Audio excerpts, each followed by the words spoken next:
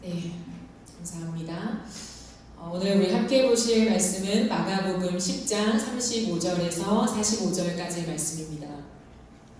신약성경 마가복음 10장 35절에서 45절 말씀입니다. 같이 하셨으면 한 절씩 교독하시고 마지막 절 함께 읽도록 하시겠습니다.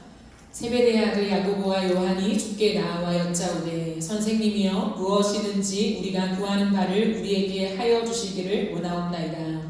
이르시되 너희에게 무엇을 하여 주기를 원하느냐. 여짜오되 주의 영광 중에서 우리를 하나는 주의 우편에 하나는 좌편에 앉게 하여 주옵소서. 예수께서 이르시되 너희는 너희가 구하는 것을 알지 못하는도다. 내가 마시는 잔을 너희가 마실 수 있으며 내가 받는 세례를 너희가 받을 수 있느냐. 그들이 말하되 할 수 있나이다. 예수께서 이르시되 너희는 내가 마시는 잔을 마시며 내가 받는 세례를 받으려니와 내 자아분에 아닌 것은 내가 줄 것이 아니라 누구를 위하여 주기 되었는지 그들이 얻을 것이니라. 열제자가 듣고 야고보와 요한에 대하여 화를 내거늘 예수께서 불러다가 이르시되 이방인의 집권자들이 그들을 비밀로 주관하고 그 무람들이 그들에게 문제를 돌리는 줄을 너희가 알거니와. 너희 중에는 그렇지 않을지니 너희 중에 누구든지 크고자 하는 자는 너희를 섬기는 자가 되고 너희 중에 누구든지 의름이 되고자 하는 그 사람의 종이 되어야 하리라. 함께 읽겠습니다. 인자가 온 것은 섬김을 받으려 함이 아니라 도리어 섬기려 하고 자기 목숨을 많은 사람의 대속물로 주려 함이니라. 아멘. 9월 한 달 동안에는 예수의 눈과 내 마음이 만날 때라고 하는 제목으로 시리즈 설교를 진행합니다. 오늘 두 번째 시간으로 섬김이라고 하는 제목으로 함께 하나님 말씀을 나누도록 하겠습니다. 예수님은 살아계십니다. 예수님은 살아계셔서 오늘도 사람을 찾고 계십니다. 예수님은 언제나 사람을 찾으셨고 사람과 마주하셨고 그의 인생 안에 하나님의 나라를 담아내셨어요. 예수님의 눈이 머무는 사람이 있다는 것입니다. 예수님과 코드가 맞아서요. 예수님이 주목하시며 당신의 인격과 성품과 일을 담아내고 싶어하는 사람이 반드시 있습니다. 제가 늘 강조하는 거죠. 예수님은 인격과 성품과 일에 집중하신다고요. 그러므로 주님이 찾으시는 사람에게 하나님의 인격을 담아내시고 하나님의 성품을 담아내시고 하나님이 하고자 하시는 일을 담아내시는 분이십니다. 그렇게 주님 앞에 주목받은 사람은요, 하늘과 땅 가운데 통로가 되는 거죠. 하늘의 뜻이 이 땅 가운데 이루어지는 그 영광의 통로로 쓰임받게 되는 것입니다. 그러므로 예수님의 눈이 어디를 주목하는가 우리는 그것을 알아야 되고 그것을 들여다보아야 합니다. 과연 예수님의 눈은 어떤 사람을 주목하실까요? 사람들은 대부분 겉모습에 주목을 하죠. 사람을 볼 때요, 누군가를 만날 때 자동적으로 머리부터 발끝까지 스캔하는 사람들이 있습니다. 누군가를 딱 만났을 때 아는 사람이든 모르는 사람이든 그 사람의 헤어스타일이 어떤지, 얼굴은 어떤지, 어떤 옷을 입었는지, 신발은 뭘 신었는지 이렇게 스캔하는 그러한 사람들이 있다고 합니다. 심지어 사람들을 볼 때 브랜드를 보는 사람도 있다고 해요. 스쳐 지나가는 사람이지만 스쳐 지나갈 때 그 사람이 입은 옷에 어떤 브랜드가 있는가, 어떤 가방을 어떤 브랜드의 가방을 들고 있는가에 주목하는 것이죠. 의도를 말하지 않습니다. 의도를 가지고 저 사람은 어떤 브랜드의 옷을 입고 살아가나, 저 사람은 어떤 브랜드의 신발을 신나 라고 의도를 가지고 찾아내는 게 아니라 자연스러운, 그게 자동적이 되는 사람들이 늘어가고 있습니다. 그러나 예수님은 단 한 번도 겉모습을 스캔하신 적이 없어요. 그가 어떤 일을 얼마만큼 많이 하고 또 잘하는지에 대해서 관심이 없으십니다. 예수님은 단 한 번의 예외도 없이요, 정말 단 한 번의 예외도 없이 언제나 사람의 마음을 보십니다. 마음이 무엇입니까? 마음은 존재의 근원이라고 제가 항상 나누고 있습니다. 마음은 내 존재의 근원, 즉 나를 나 되게 하는 곳, 그것이 마음이라는 거죠. 그러므로 내 마음에 무엇을 품고 있느냐가 나를 형성하게 됩니다. 그래서 우리는 두 가지의 질문을 던지면요, 마음을 확인할 수 있어요. 첫 번째는 뭐냐면 내가 지금 무엇을 구하고 있는가? 질문입니다. 내가 지금 무엇을 구하고 있는가는 내가 소유하고 싶은 것과 관련이 있습니다. 필요와 관련이 있다는 거예요. 두 번째 질문이 있어요. 내가 지금 무엇을 추구하고 있는가입니다. 이거는 구하는 것과 조금 다릅니다. 추구하는 것은 방향성과 관련이 있습니다. 나의 목적이 뭐냐는 거죠. 내가 어디로 가냐는 거예요. 그 방향성과 목적의 질문인 것입니다. 이것이 진짜 내가 어떤 사람인지를 대변해 준다라는 거예요. 사람은 사람을 속일 수 있죠. 하지만 예수님 앞에서는 우리의 속셈이 다 드러납니다. 속셈이 뭔가요? 마음속으로 하는 궁리나 계획이죠. 마음은 사실 쉽사리 드러나진 않아요. 나이가 들면 들수록 인생을 살아가는 능숙함이 더해질수록 마음을 숨기기는 쉽습니다. 사람들의 원하는 바에 우리가 충족시키기 위해서 충분히 많은 스킬로 건너뛸 수 있다는 거예요. 하지만 예수님 앞에서는 감출 수가 없습니다. 우리의 숨은 의도가 드러날 수밖에 없다는 거예요. 그러므로 우리는 기억해야 합니다. 주님이 우리를 보실 때 두 가지를 정확하게 보신다는 거예요. 내가 지금 무엇을 구하고 있는가? 내가 지금 무엇을 추구하고 있는가? 비켜갈 길이 없습니다. 오늘 본문을 보면 예수님의 제자인 야고보와 요한이 예수님께 간절히 요구를 합니다. 요청을 하고 있습니다. 35절부터 37절까지의 말씀을 보시면요. 세베대의 아들 야고보와 요한이 주께 나와 여짜오되 선생님이여 무엇이든지 우리가 구하는 바를 우리에게 하여 주시기를 원하옵나이다. 예수님, 우리가 지금 당신께 구하는 거 빨리 꼭 좀 들어주세요 라고 하는 표현이죠. 근데 예수님께서 너희에게 무엇 하여 주기를 원하냐? 도대체 너희가 나에게 무엇을 구하려고 하냐? 라고 묻자 그들이 이렇게 말합니다. 주의 영광 중에서 우리를 하나는 주의 우편에 하나는 좌편에 앉게 하여 주옵소서라고 얘기를 하죠. 야고보와 요한은 무엇을 구하고 있는 것일까요? 자리를 구하고 있는 거예요. 자리에 집중하고 있습니다. 제가 앞서 구하는 것은 무엇을 드러낸다고 말씀드렸나요? 내가 무엇을 가지고 싶은가? 소유에 대한 거죠. 그럼 야고보와 요한은 왜 자리를 구하고 있을까요? 그들은 권력을 가지고 싶었기 때문입니다. 예수님이 이제 유명세를 타고요, 인기가 많아지고 사람들 앞에 인정을 받게 되었을 때 유대의 왕이 될 것이라고 믿었어요. 예수님이 이제 이 땅 속에 왕이 되시면 분명히 예수님의 권력을 나눠주는 사람이 있을 거잖아요. 예수님의 측근이 생깁니다. 그때 좌우편에 예수님의 가장 곁에 야고보와 요한, 우리를 하나님 놓아주세요. 그 자리를 맡겨주세요 라고 하는 거예요. 주님 일을 하실 때 가장 중요한 자리에 우리를 맡겨달라고 하는 것입니다. 권력은 힘을 상징하죠. 힘.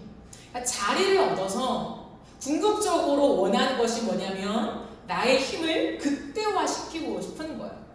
이 땅을 살아가는 동안에 그 힘이 필요한 것이죠. 지긋지긋한 하위 생활을 이제 끝내고 싶은 거예요. 제자들은 굉장히 못 살았던 사람들이잖아요. 그 사람들이 예수님을 만나고 이제 수많은 사람들이 예수님을 따라오는 거예요. 여러분 그 기쁨을 한번 생각해 보세요.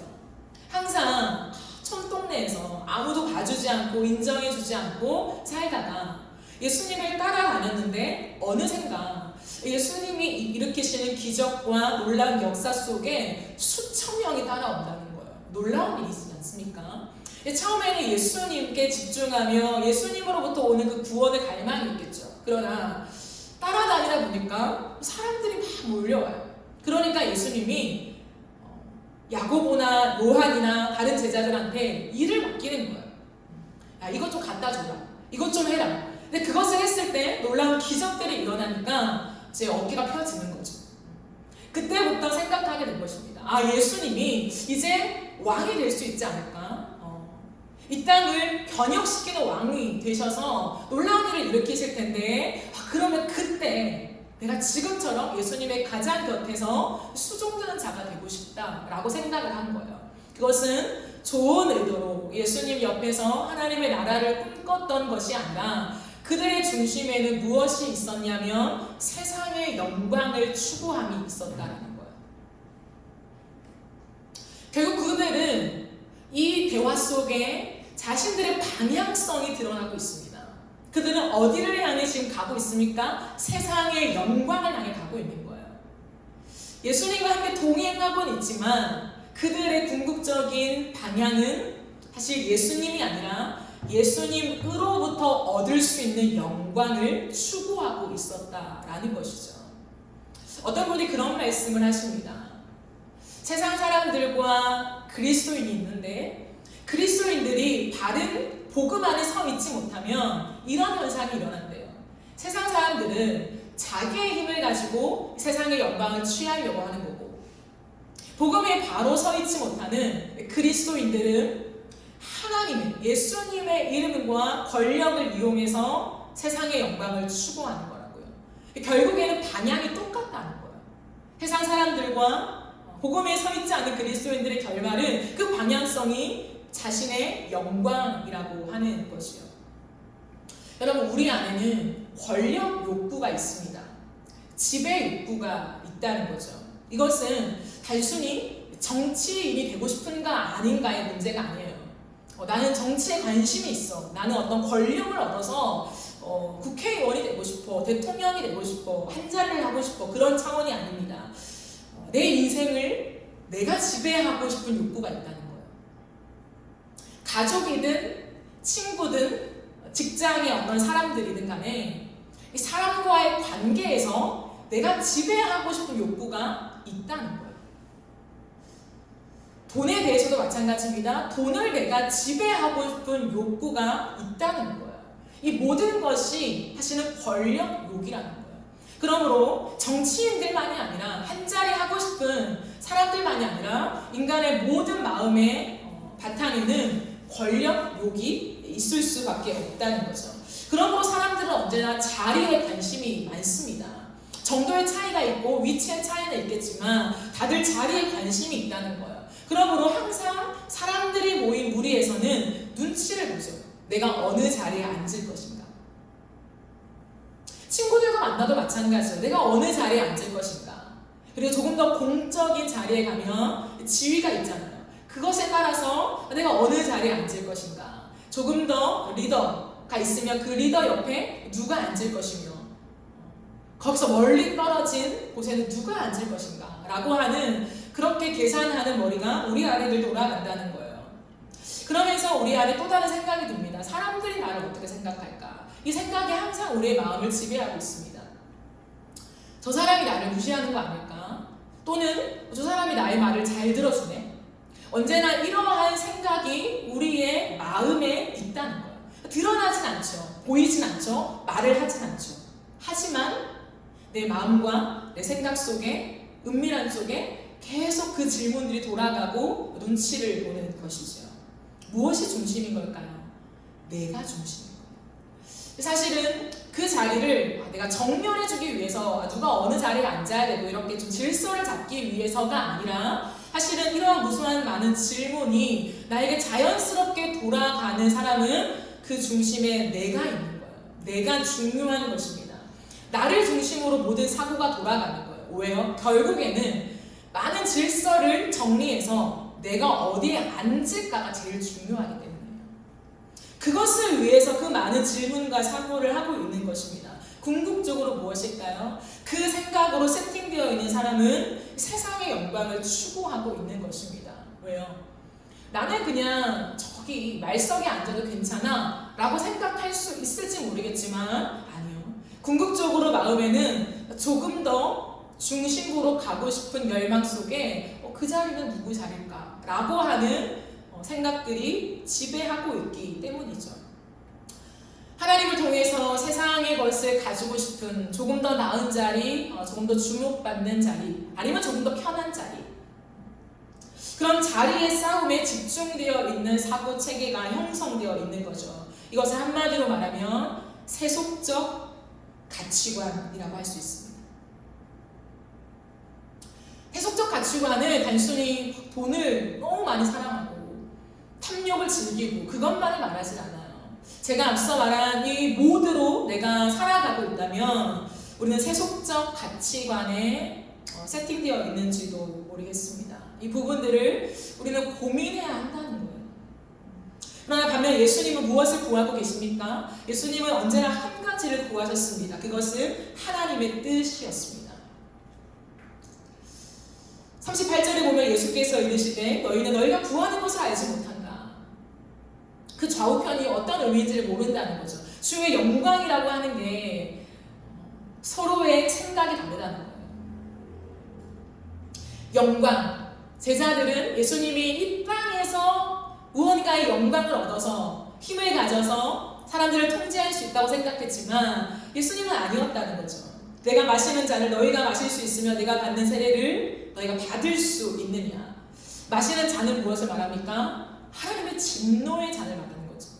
온 사람들의 죄를 대신 지면서 하나님의 진노의 잔을 마시는 잔을 말하며 받는 세례는 무엇입니까? 우리의 죄를 다 전가 받으시고 당신의 의를 우리에게 전가시켜 주시는 그 세례, 즉 마시는 잔과 받는 세례는 예수님이 당할 십자가 사건을 말씀하고 있는 것입니다. 십자가가 무엇입니까? 하나님의 뜻을 이루는 거예요. 곧 예수님은 십자가를 통해 하나님의 뜻을 이루는데 온 삶을 집중하고 있었다라는 것입니다. 이것을 45절에는 한 단어로 설명합니다. 무엇일까요? 섬김입니다. 인자가 온 것은 섬김을 받으려 함이 아니라 도리어 섬기려 하고 자기 목숨을 많은 사람의 대속물로 죽여 함이니라. 여러분 이것은 마가복음 전체를 통과하는 핵심 구절입니다. 여러분 암송하실 수 있으면 암송을 하면 좋을 것 같아요. 마가복음 10장 45절은 마가가 그토록 강조하고 싶었던 예수가 누구인가 라고 했을 때 마가는 예수님은 우리를 섬기러 오신 종입니다 라고 하는 그 엄청난 주제를 말한 것입니다. 종으로 오신 예수 그리스도. 여러분 이 섬김은 단순한 친절 서비스가 아닙니다. 내 목숨을 대속물로 주는 섬김이라는 거예요. 대속물이 무엇입니까? 대신 지불하는 거예요. 내가 지불할 필요가 없는데 대신 지불하는 거예요. 근데 단순히 그런 거 있잖아요. 회식 가거나 친한 사람들과 가면 음식점에서 그런 사람들 만나잖아요. 내가 대신 계산할게. 먹지 않은 옆 테이블을 내가 친하다는 이유로 대신 내가 결제했어. 이런 거 있잖아요. 그 의미를 말하는 것이 아니에요. 이것은 뭐냐면 생명을 내어주는 그 대속물을 말씀하고 있습니다. 즉 다른 사람을 살리기 위해서 내가 죽는 것을 선택하는 섬김이요. 예수님은 이 땅을 살아가시면서 끝없이 한 가지를 구하셨는데 하나님의 뜻이지요. 그 뜻 앞에서 당신은 한 가지를 추구하며 살아가셨습니다. 그 방향성은 죽는 길이었다는 거예요. 예수님은 십자가를 지러 오셨습니다. 죽기 위하여 오셨다라는 거예요. 그러니 제자들이 어떻게 이해할 수 있겠습니까? 십자가를 도무지 이해하지 못하고 서로 더 좋은 자리를 차지하기 위해서 서로를 시기하고 경계하는 제자들에게 예수님은 다시 한번 그들을 가운데로 불러놓고 말씀하십니다. 너희가 아는 대로 이방 사람들을 다스린다고 자처하는 권력자들을 봐라. 너희가 이 땅에서 힘을 얻고 싶은 그 자리에 서 있는 사람들을 보아라. 그 사람들은 지금 어떻게 다스리고 있냐? 라고 했을 때 결국에는 내가 이 사람들에게 좋은 것을 줄게요 라고 해서 권력을 취했지만 결론적으로는 백성들을 마구 누르는 일을 하고 있다는 거예요. 그들에게 권세를 부리는 역할을 감당하고 있다는 것입니다. 그래서 예수님 말하죠. 43절에서 너희 중에 그렇지 않을지. 이건 뭡니까? 너희는 그렇게 하지 말라는 거예요. 가지고 싶냐? 그 힘은 세상의 권력자들이 휘두르는 그렇게 아랫사람들을, 힘없는 사람들을 누르면서 내 것들을 챙겨나가는 그 위치에 서면 안 된다라는 것을 말하는 것이죠. 그러면서 기가 막힌 말씀을 하십니다. 너희 중에 누구든지 크고자 하는 자는 너희를 섬기는 자가 되고, 너희 중에 누구든지 으뜸이 되고자 하는 자는 모든 사람의 종이 되어야 하리라 라고 하는 말씀을 하고 있다는 거예요. 예수님은 끝없이 방향성을 말씀해 주시는데 그게 죽음이라는 거예요. 내가 낮아지고 내가 죽는 삶이라는 거예요. 여러분 이해가 되십니까? 제자들은 도무지 이해가 안 됐다는 거예요. 근데 정말로 참 안타까운 상황은 뭐냐면 예수님이 지금 이 말씀을 하신 곧 제자들이 지금 질문을 했잖아요. 그 질문의 의도는 뭡니까? 한 자리 하고 싶은 거예요. 세상 속에 힘을 가지고 싶은 거예요. 근데 그 질문을 하기 직전에 예수님이 그들에게 하신 말씀이 있었어요. 그 대화가 무엇입니까? 32절부터 나오는 그 말씀은 뭐냐면 예수님이 드디어 세 번째로 마지막이죠. 거듭 말씀하시면서 내가 십자가를 져야 한다 그 말씀을 하시는 거예요. 당신이 이제 십자가를 질 그때를 남겨두고 있다. 권세자들은 나를 결박할 것이다. 나를 채찍질하고 죽일 것이다. 그러나 나는 3일 만에 다시 살아날 것이다. 그 말씀을 처음 하신 것도 아니고 세 번째나 반복해서 하셨음에도 불구하고 제자들은 그래요 주님? 드디어 그때가 왔습니까? 당신이 그 영광을 취할 때 나를 좌우편에, 우리 형제들을 좌우편에 앉혀주세요. 충성을 다하겠습니다. 이 말하는 거예요. 여러분 이것을 가만히 묵상해 볼 때 참 어리석다. 어떻게 제자들은 이것을 못 깨닫고 헛다리를 짚고 있을까라고 생각할 수 있겠지만 이것이 우리의 모습인지도 모르겠습니다. 우리가 그토록 구하고 있는 그것, 생존을 위해서 당연히 하나님께 구하고 있지요. 그러나 그 구함에 내 손내는 정말 하나님 앞에 통과받을 수 있는 것입니까? 아니면 제자들의 의도와 비슷합니까? 과연 내가 그렇게 추구한다라고 말하는 것들을 정말 하나님 앞에 정갈하게 비추어 봤을 때 이 제자들처럼 예 주님 당신을 따를게요. 충성할게요. 당신의 곁을 떠나지 않겠습니다. 그러나 그 중심에 원하는 바는 세상의 영광이다. 그게 우리의 모습이진 않습니까? 그건 드러나지 않아요. 쉽사리 누군가가 짚을 수 없는 거라는 것이죠. 하지만 난 알죠. 내 깊은 마음에 뭐가 있는지. 세상의 권력은 사람들을 돌보기 위해서 힘을 가진다고 말합니다.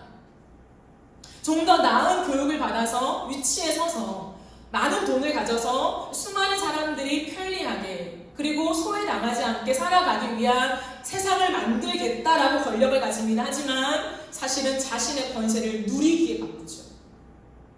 거칠을 하지만 결국에는 나에게 집중합니다.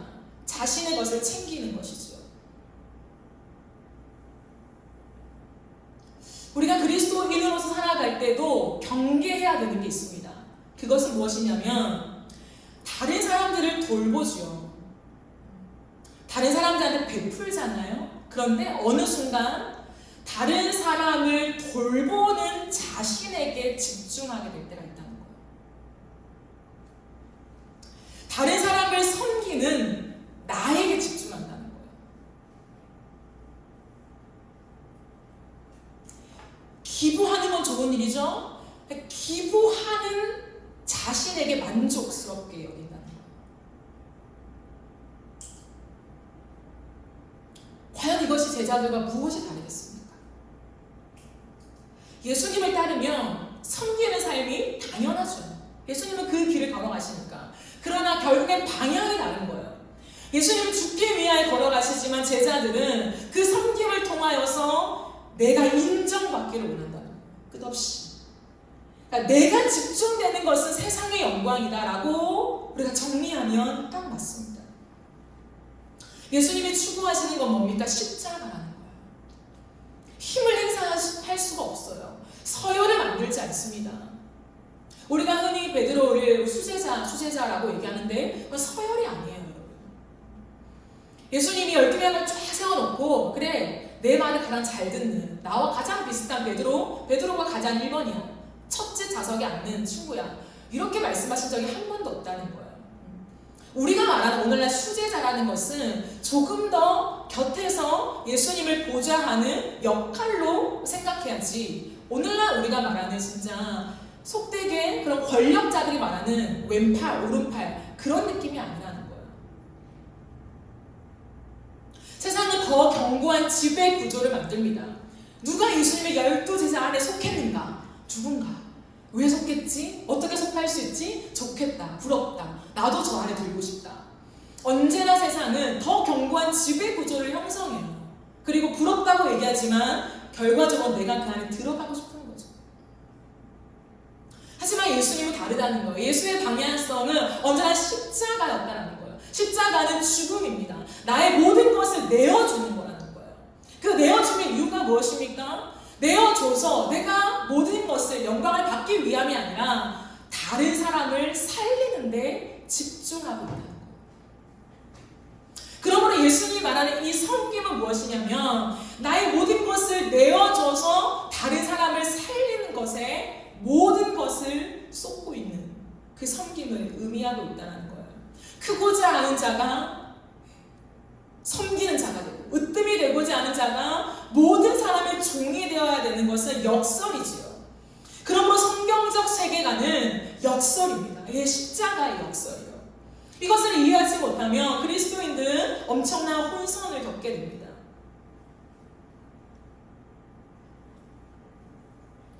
세상의 가치관은 역설이 될 수가 없습니다.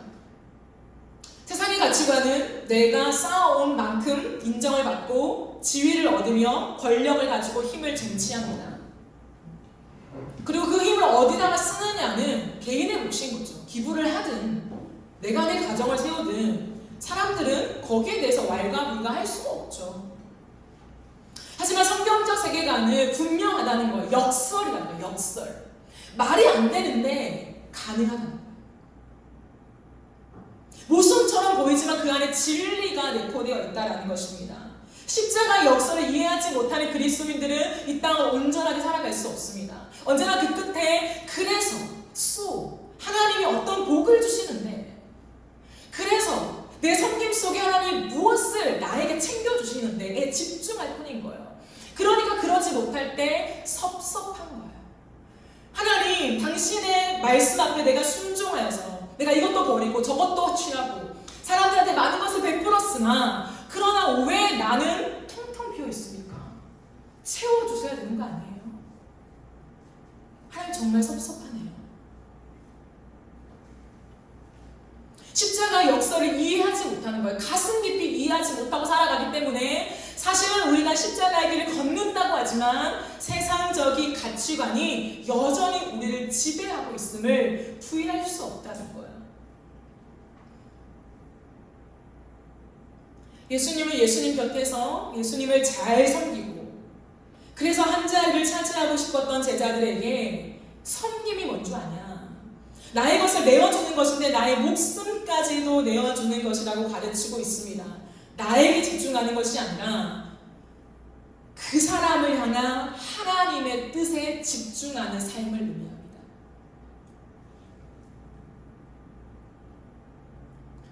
단순한 친절을 연습하자가 아니에요. 다른 사람을 향한 하나님의 뜻이 무엇일까? 여러분, 예수님에게 우리를 향한 하나님의 뜻이 무엇일까를 고민할 때 나오는 답이 무엇이었을까요? 살리는 거라는 거예요. 구원이라는 거예요. 그러나 이 온 땅에 구원받을 자가, 구원을 일으킬 자가 없으니 당신이 친히 대속물이 되어서 이 땅에 오신 거잖아요. 그게 예수님의 존재였고 역할이었다는 거예요. 오늘날 우리에게 섬김이라는 것은 일차적으로 서비스가 맞죠. 오늘날 우리가 이 교회에도 예배를 드리기 위해서 하나에서 10가지 다 세팅했잖아요. 그걸 누가 합니까? 여러분의 섬김으로 다 한 거잖아요. 의자 세팅하고 거기 달고 이 모든 것은 섬김입니다. 그러나 예수님이 지금 말씀하고 싶은 마가복음을 관통하는 이 섬김이라는 것은 단순한 서비스를 말하는 것이 아니라 사람에게 집중하는 것인데 그 존재를 향한 하나님의 뜻이 무엇일까에 집중하며 살아가는 인생의 마인드를 말하는 거예요.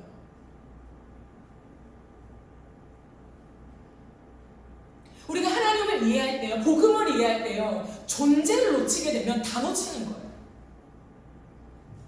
결국에는 어떻게 할까, 무엇을 할까가 맞지요. 그러나 무엇을 할까에만 집중하면 예수님과 전혀 다른 방향을 가고 있다는 거예요. 제자들처럼. 주님은 뭐냐면 무엇을 할까가 중요하죠. 그러나 그 이전에 뭐냐면 그 존재에 집중했다는 거예요. 한 사람 한 사람, 그 존재를 향한 하나님의 뜻이 무엇일까? 눈먼 자를 눈뜨게 하심에 예수님의 목적은 무엇이었을까요? 예수님이 이 땅을 걸어가실 때 갈릴리나 정말 나사렛, 촌동네 중에서 촌동네, 그렇게 아무런 힘이 없는 그러한 길을 거니시면서 눈먼 자를 보셨잖아요. 겉으로 보기 당연히 눈먼 자죠. 그러니까 예수님도 외면을 보신 거 맞죠? 그러나 예수님이 보신 것은 겉을 스캔해서 눈이 멀었네, 병들었네 라고 하신 걸 스캔하신 것이 아니라 그 영혼 안에, 그 영혼 안에 눈먼 것을 통하여서 인생이 완전히 망가져버린 그 한 사람의 내면을 쳐다보신 거예요. 이 사람에게 무엇이 필요할까? 눈을 떠줌을 통하여서 이 세상의 빛을 보게 함을 통하여서 너가 빛을 보았냐? 평생을 어둠 속에 있다가 드디어 빛이 나는 걸 보았어? 그 빛은 궁극적으로 하나님이다, 나 예수다 라고 하는 걸 통하여 그의 인생의 빛을 비춰주기를 원하셨다. 그러므로 결론을 따지기 원하는 사람들은 궁극적으로 눈먼 자, 맹인을 눈뜨게 하신 거 아닙니까? 오늘날 우리가 그 일을 하면 되는 거예요. 그러면 의사가 되어서 고쳐주고 선교 나가서 그렇게 생활의 어떤 수준을 업그레이드 시켜주고 그럼 되는 겁니까? 그렇게 집중하면 십자가의 길에서 멀어진다는 거예요. 단순한 일이 아니라 존재에 집중하는 것이 무엇인가를 배워가야 해요. 그래서 제가 아까 말한 거예요. 초도에도 우리가 옆을 가다 보면 사람의 옷이 보이죠. 헤어스타일이 보일 수도 있죠. 신발이 보일 수도 있죠. 거기에 눈을 감으라는 게 아니라 나를 형성하고 있는 것이 그 세속적인 것이라는 것을 맞닥뜨리라는 거예요. 사람을 볼 때 진짜 내가 그 사람 한 사람 한 사람의 존재를 보고 있는 게 맞는가, 그걸로 내가 세팅되어 있는가를 확인해야 한다는 것을 말하고 싶은 것입니다. 그래서 제가 여러분께 말하잖아요. 이런 하나님의 원리로 살아가는 것은 일이 아니라 존재다, 나라는 한 인격이다. 그러므로 인격을 자꾸 세팅하는 훈련을 해야 한다고 말씀드렸잖아요. 그러므로 그것은 거창한 것에서 출발하지 않는다고 말씀드렸어요. 오늘날 살아가는 이 시대 속에 내가 사람과 대화할 때 핸드폰을 보면서 대화하는 거, 그거 제가 멈추라고 말씀드렸잖아요. 그런 사소한 것에서부터 내가 무엇을 쫓아가는가가 다 드러나는 거예요. 존재를 본다는 게 쉽지 않습니다. 왜? 이 세상은 존재를 봐주지 않아요. 그 사람이 무엇을 하고 있는가, 어떻게 할 건가, 어떤 지위에 있는가, 무엇을 가졌는가, 어떤 영향력을 발휘할 수 있는가, 거기에 집중하기 때문에 언제나 어떤 차를 탔나 이 사람은 거기에 따라 태도가 완전히 바뀌잖아요. 서비스가 질이 달라집니다. 그게 세상이라고요. 근데 우리는 그 사람에게 집중한다는 것은 세상을 역행해야 한다는 거예요.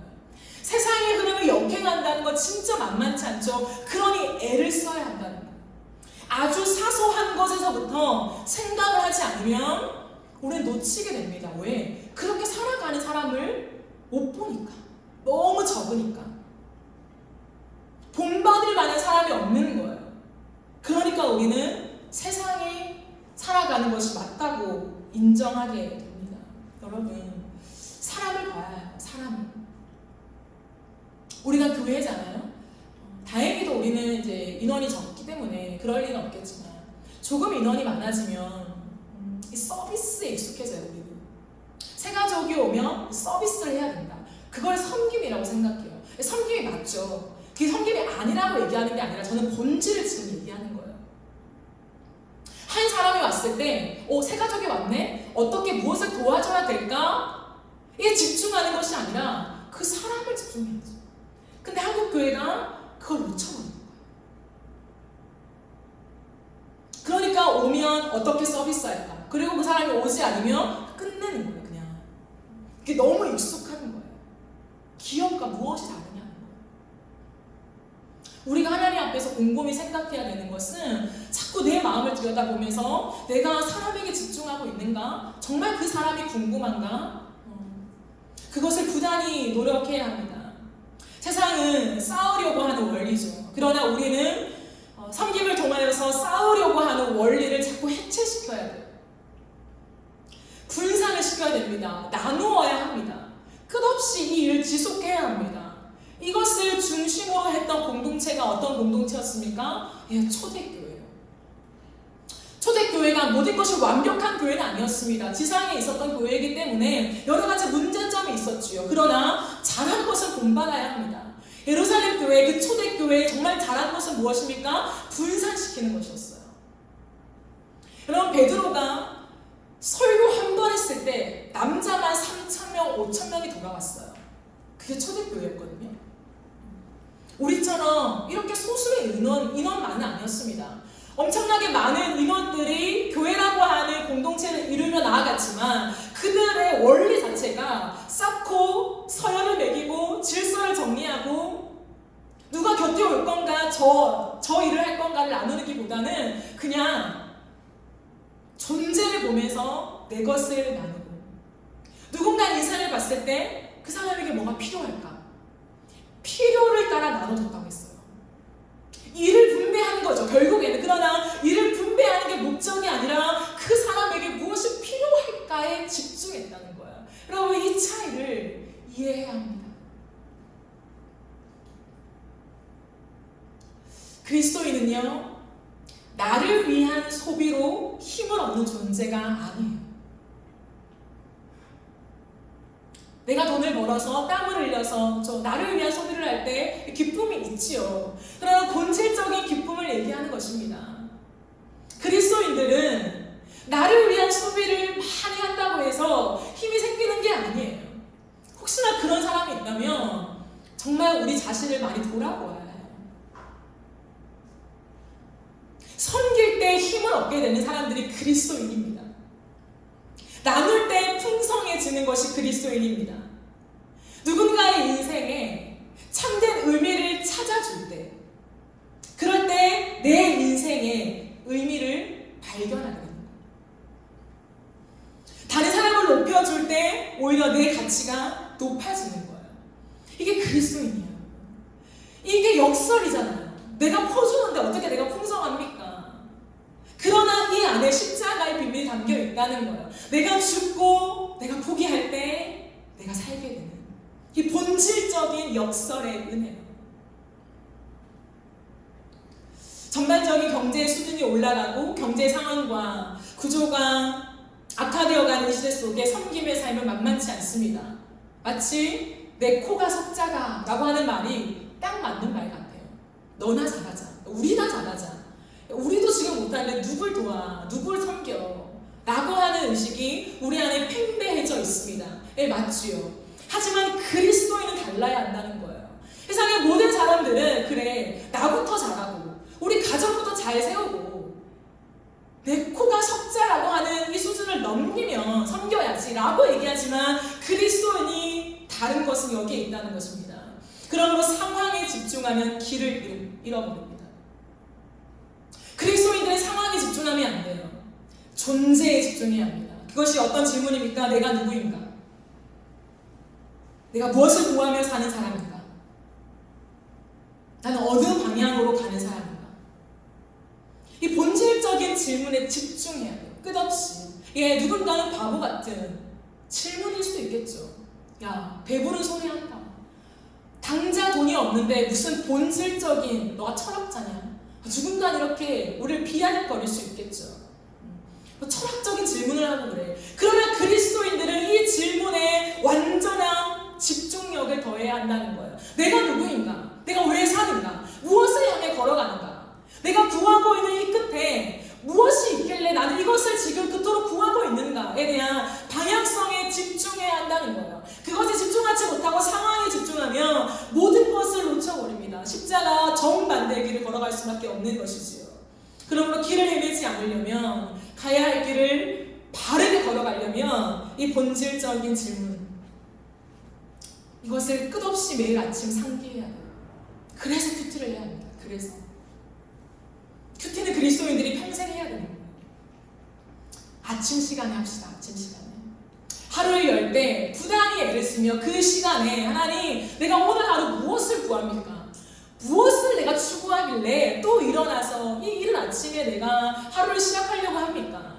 이 일함에 있어서 궁극적인 방향이 어디입니까? 하나님, 세상의 영광입니까? 십자가입니까? 주님, 이것을 매일마다 확인해야 돼요. 매일마다.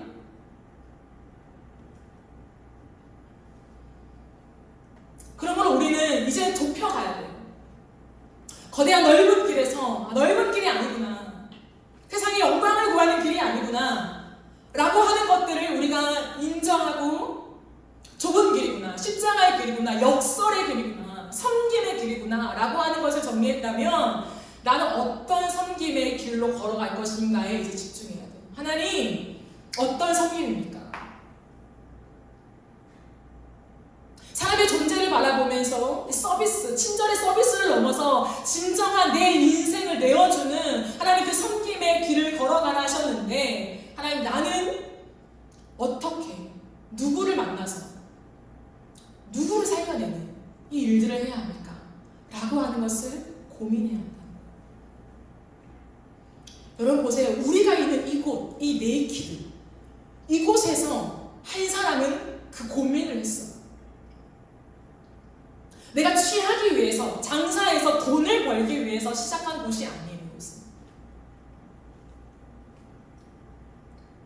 5년 동안 이곳에서 일했지만 자기가 가져가는 돈이 없어요. 이제는 이것을 정리해야겠다라고 생각할 때에, 왜? 이익이 없으니까 정리해야겠다고 생각할 때 한 교회가 이곳으로 옵니다. 고민하고 기도를 하죠. 하나님, 어떤 길로 걸어가야 합니까? 그때 자신의 손해를 감수하고 한 교회가 예배를 드릴 수 있는 장소가 제공되어지는 그 길로 걸어갑니다. 이게 섬김이에요. 누구를 만난 것입니까? 저라는 한 사람을 만난 거예요. 그냥 한 교회에 대관해주는 어떤 장소의 개념이 아니라 저와 눈을 마주하며 그분은 끝없이 저에게 질문했습니다. 전도사님의 방향성이 무엇입니까? 전도사님은 뭐 때문에 개척을 하셨나요? 어떻게 걸어오셨습니까? 제가 토요일에 만났거든요. 언제나 질문이 똑같아요. 나라는 한 사람에게 집중하면서 나라는 한 사람이 하나님과 어떠한 길을 걸어왔는가에 대한 스토리를 궁금해하더라고요. 그걸 1시간 반 동안 그 얘기만 했습니다. 그러니까 누구를 살리나요? 한 교회를 살리는 거죠. 생각을 했겠습니까? 내가 앞으로 이런 사람을 만나서 이렇게 교회를 세워놓고 살리는 일에 보탬이 되고 싶다. 아니에요. 그러므로 시작은 추상적일 수 있어요. 세상 사람들이 말할 때 누구를 살릴 건가? 박선영이야? 이거죠. 그러나 우리는 아니에요. 누구인지 모르겠지만 그러나 구체적인 인격적인 한 사람이 분명히 있습니다. 우리의 인생 속에. 하나님, 누구입니까? 내가 누구를 만날 것입니까? 나의 사업터를 통하여서, 나의 일을 통하여, 직장을 통하여서, 나의 모든 직업을 통하여서 나는 누구를 만나면 결국에 누구에게 닿을 수 있는 나의 많은 일들을 내가 준비해야 됩니까? 라고 집중하며 기도하며 내 길을 닦아 나갈 때 만나게 된다는 거예요. 그리고 반드시 내가 쌓아온 것은 쌓아야죠. 어느 정도 쌓았지만 하나님이 됐다라고 했을 때는 이제 푸는 거예요. 그래서 누군가를 살려내는 것입니다. 이게 섬김이라는 거예요. 섬김. 내가 배부르기 위해서 쌓은 것이 아니라 주려고 쌓아놓는 거예요. 아직 주님이 이 사람이다, 여기다, 이곳이다, 이 영역이다 말을 안 했으니까 내 것들을 구비해 놓는 거예요. 그리고 이때라고 하는 하나님의 사인과 여러 징조들을 보여주셨을 때 과감하게 흘려보내는 거예요. 저는 이곳이 섬김의 장이라고 확신해요. 아, 그렇구나. 내가 예배드리는 이 장소가 그 한 사람이 나와 비슷한 이 존재에 대한 고민을 하며 지금까지 걸어온 삶에 내가 지금 예배를 드리고 있구나 라고 하는 것을 어제 한 번 더 확인했습니다. 우리는 이제 하나님 앞에 좁혀서 기도해야 합니다. 나의 직업이 무엇입니까? 나의 사업이 무엇입니까? 기도해야죠. 하지만 그 기도의 중심은 언제나 존재가 있어야 되는 걸 포기하지 마세요. 직접적이든 간접적이든 우리는 그 섬김은 사람을 살리는 것이 되어야 합니다. 사람을 살리는 일에 하나님 내가 어떻게 쓰임받을 수 있겠습니까? 교육의 질을 높이는 것도 사람이 살리는 거죠. 궁극적으로. 그런 맥락 속에서 여러분의 인생을 이제는 구체적으로 하나님 앞에 기도해 나가며 준비해 나가야 한다는 것입니다. 살릴 사람이 너무 많습니다. 다 죽어가잖아요. 멘탈이 죽어가고 마음이 죽어가고 삶의 많은 것들이 죽어가는 이 시대 속에 여러분 이기적으로 살아가는 게 죽어가는 거예요. 개인주의 안에 함몰되어 살아가는 게 죽어가는 삶입니다. 다른 사람을 찔러야 나를 살잖아요. 내 영역을 확보하는 거예요. 하지만 그리스도인들은 언제나 영역을 허무는 거예요. 그래야 서로 윈윈하죠. 살려내는 삶이라는 거예요. 누가 그것을 고민하며 이 시대를 역행하겠습니까? 주님은 오늘도 그 한 사람을 찾고 있다는 거예요. 예수님은 여지없습니다. 2000년 전이나 지금이나 동일하게 사람에게 집중하십니다. 그 사람의 중심이에요. 너가 무엇을 추구하고 있냐? 무엇을 원하고 있냐? 궁극적으로 나를 따라왔을 때 너가 지향해서 받기를 원하는 그 결과물이 무엇이야? 라고 했을 때에 하나님 저는요 제 삶을 통해서요 하나님 씨 많은 은혜들을 통하여서요 누군가를 살려내고 싶어요. 예수님이 나를 살리셨잖아요. 예수님이 하늘 영광 버리고 이 땅에 종으로 와서 견눈질하지 않고 온전히 십자가의 길만을 바라보면서 죽기 위해 사는 그 하나님의 뜻을 이루는 한 길을 바라보면서 하나님 온 종일 걸으셨잖아요. 쉬지도 않고 잠도 줄이시고 때로는 배고픔도 감수해야 되고 그럼에도 불구하고 그 길을 걸어간 햇빛 속에 나를 살렸다. 나를 내가 살아났잖아요. 주님 그러므로 나도 그 길을 걸어갈게요. 주님과 동행하는 그 길 속에 나 같은 또 한 사람을 살려주세요. 나의 사업을 사용해주세요. 나의 일을 사용해주세요. 반드시 한 사람을 살리겠습니다. 한 명이라도 괜찮습니다.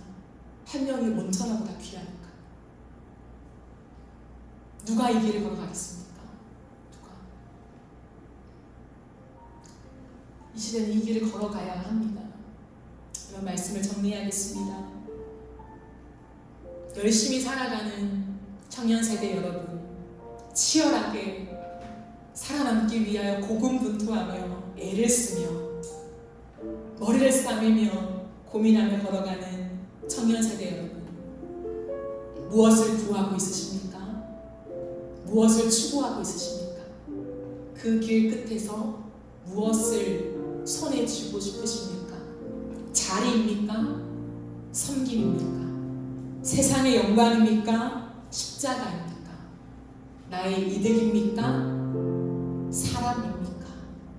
영혼을 살리는 그 일에 우리가 쓰임받기를 소망합니다.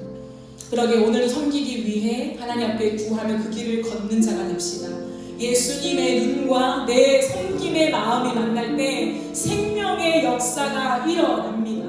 반드시 일어납니다. 사람들이 살아납니다. 눈빛이 달라져요. 목적이 달라져요. 사람답게 살고 싶은 열망이 우리의 마음을 가득 채울 것입니다. 이것이 우리가 사는 결론입니다. 사람을 사람답게 세우자.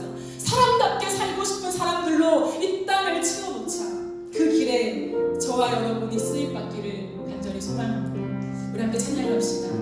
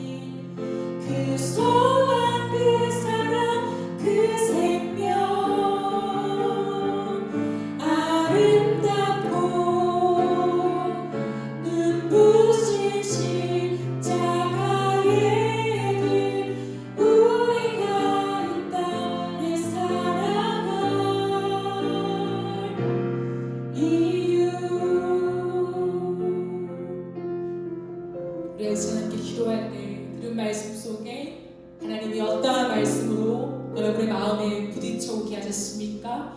무엇을 생각하며 돌아보게 하셨습니까? 그것을 붙잡고 기도하며 나아갑시다. 예수님의 눈은 오늘도 많은 사람들을 찾고 있습니다. 그 눈이 마주하고 머무는 곳은 주님이 걸어가신 십자가의 섬김을 가지고 그 마음으로 살아가는 사람, 그 사람에게 주의 눈이 머뭅니다. 우리의 마음을 돌아보시면서 내 존재를 형성하는 내 마음에 무엇이 자리 잡고 있습니까? 무엇이 나의 마음을 장악하고 있습니까? 십자가의 길입니까? 세상의 영광입니까? 하나님, 나의 속셈과 나의 숨은 의도를 드러내어 주셔서 하나님 정말로 주의 눈과 마주할 수 있는 시간 되게 하여 주시옵소서. 우리 시간 주의 한번 외치며 기도하며 나아갑시다. 주여,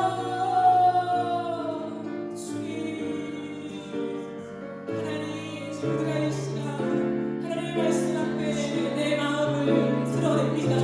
내 마음을 들추신 하나님, 내 생각을 들추신 하나님, 나의 속셈과 숨은 의도를 드러내신 하나님, 주 앞에 숨길 것이 없음을 고백합니다. 우리가 걸어가는 이 길 끝에 과연 무엇이 있습니까? 내가 주님 앞에 구하는 이 많은 불안 속에 결국에 무엇이 있습니까? 제자들처럼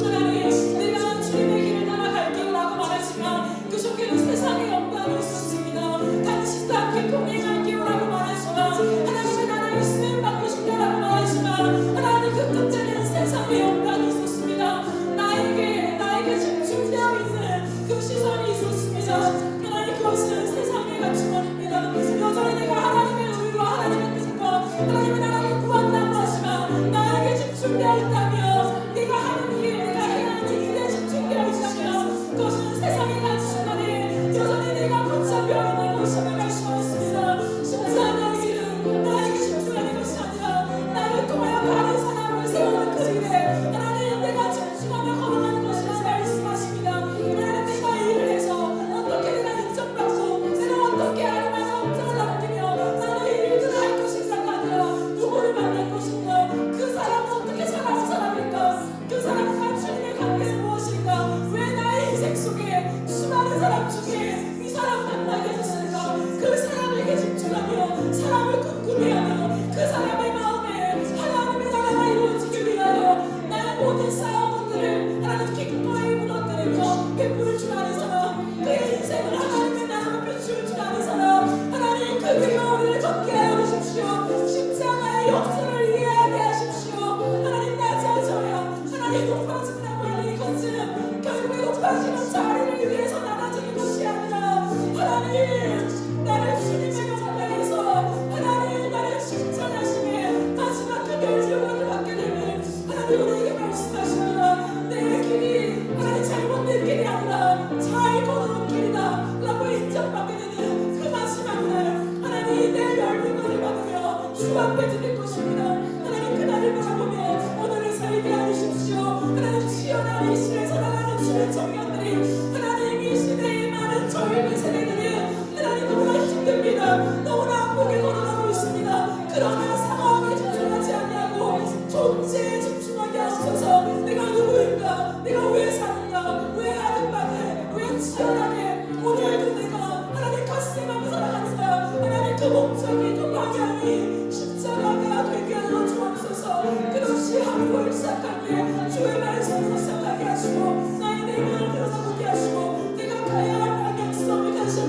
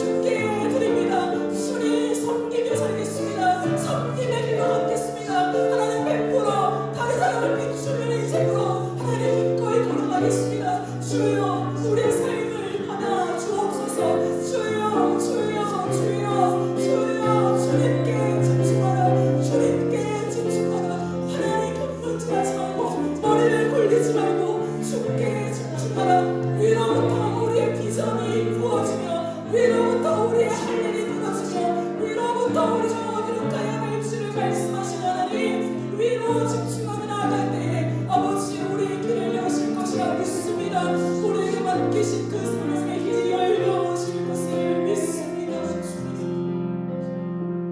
하나님, 오늘도 주님의 눈이 사람에게 집중되어 계시며 그 사람의 마음을 보시는 하나님, 단 한 번도 예외 없이 이 땅을 거니실 때 무수히 많은 사람을 만났지만 단 한 번도 예외 없이 사람의 겉모습이 아니라 마음을 들여다보시며 주의 마음과 맞지 않는 사람에게는 주님 호되게 책망하시는, 그러나 주의 마음과 우리의 마음이 맞는 그 사람에게는 하늘나라의 많은 일들을 풀어주셨던 예수님, 오늘날 우리의 마음이 어디에 있습니까? 바리새인들처럼 미처 십자가의 길을 깨닫지 못하고 그 영광이 세상의 영광인 줄 알고 요구하였던 그 제자의 마음입니까?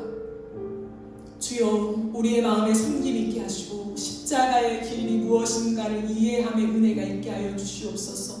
하나님, 우리의 인생이 십자가의 방향성으로 걸어가기를 원합니다. 내가 왜 죽어야 하느냐?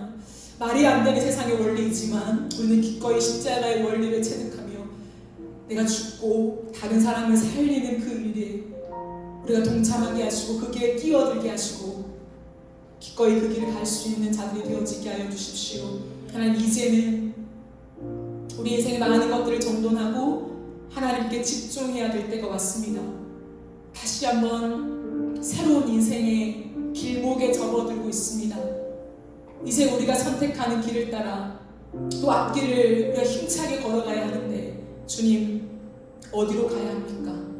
누구를 만나는 자리에 내가 서야 합니까? 한치 앞을 내다볼 수 없는 우리인지라 주님, 우리의 길을 인도하여 주시옵소서. 하나님, 우리의 시간 속에 가장 우선순위 하나님께 두며 말씀을 읽으며 내 삶을 정돈하며 모든 것을 정렬하며 나아갈 때에 반드시 하나님의 음성이 우리에게 들려주며 우리의 상황을 여셔서 우리가 가야 할 길을 알려주실 하나님이심을 믿습니다.